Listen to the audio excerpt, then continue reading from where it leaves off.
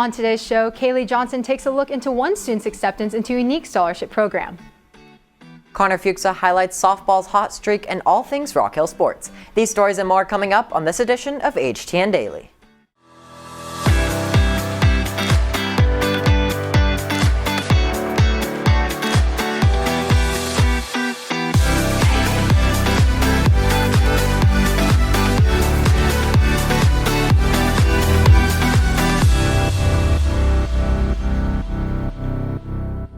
Good afternoon, Rock Nation, and welcome back to another edition of HTN Daily. Live from Studio 1060, I'm Grant Johnson. And I'm Madison Wells. You know, Grant, with student council elections coming up, I still can't believe you didn't run for an officer last year. You know, I really do feel like I missed out last year, but I did have a good time being in the General Student Council this year. Now, I don't want anybody else to miss out on this great experience. Can you tell us how they can get involved? Yeah, of course. So, if you want to be in student council and be in charge of any class competitions, class spirit projects, and/or class community service projects, applications for class officer are due on April 16th.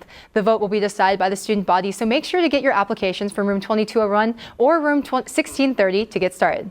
There are only 3 weeks left until the graduation celebration. This year, the celebration will be free to all seniors from both Rock Hill and Prosper High School and will be held on May 19th at the Children's Health Stadium. To attend, you must fill out the form at the link pisdgc.com before May 2nd. And on the topic of end-of-the-year senior celebrations, the Rock Hill Prom Committee has just opened up prom to all juniors and seniors in the district, including Prosper High School, in order to boost ticket sales.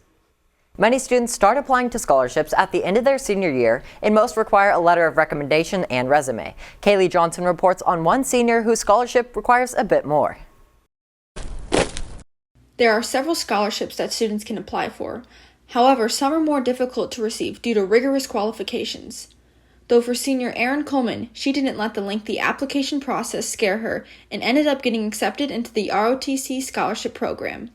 The scholarship pays for 4 years of college in return for 4 years of active duty in the Navy. It's a good scholarship. It's 4 years to basically pay tuition, room and board, meal, books. Like I get a stipend, so a check every month. And then I got accepted, so the next thing was to get up my placement. So I'm going to go to Jacksonville University in Florida. As only 3,000 students are able to receive the scholarship nationally, one has to be exceptionally qualified to even be considered, though Erin was fortunately given an advantage as her dad used to serve in the Navy. I chose Navy because my dad was in the Navy for 10 years, and he went in as enlisted. My dad wasn't in there. I wouldn't even have known about the scholarship, so I'm glad that I have that connection. The ROTC Scholarship provides students with an affordable education while also setting them up for success in their future career. Yeah, I actually go in as a officer, and I can already be in charge of a unit. When you join the military, they are going to do a physical test. So I have to do as many push-ups, as many sit-ups I can do in 2 minutes, and then I have to do a 1.5 mile run. So definitely soccer has helped me stay in shape. ROTC is a very unique and competitive scholarship program that will continue to set Erin up for a successful career. For HTN Daily, I'm Kaylee Johnson. This last week was a very intense week for sporting events. That's right, Maddie. Rock Hill athletes had a very busy weekend, and Connor Fuchsa is here in studio to catch us up on all the sports you may have missed in today's season pass.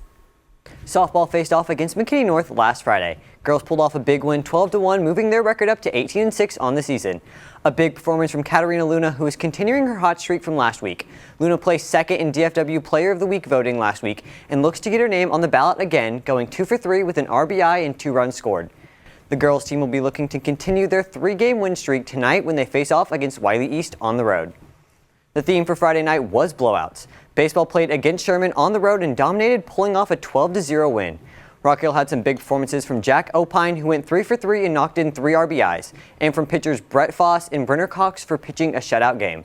Baseball has a tough week coming up, facing the Colony tonight. Finally, wrestling had their district matches this past weekend. The teams overall performed well, with boys finishing in 3rd and girls finishing in 7th. Rock Hill had 3 district champions in Xavier Rogers, Xavier Jukes, and Eleanor Jukes. Milena Bolby and Jedi Irizarry finished in 2nd place, and Mason Beck and Colin McNally rounded off the podium finishes, placing 3rd.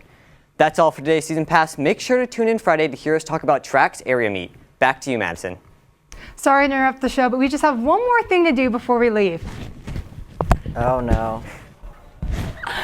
Grant Johnson is not only the Texas Journalist of the Year, but he just received the amazing title of National Journalist of the Year runner-up. Please join us in congratulating him on this amazing achievement. And on that note, mask up and rock on.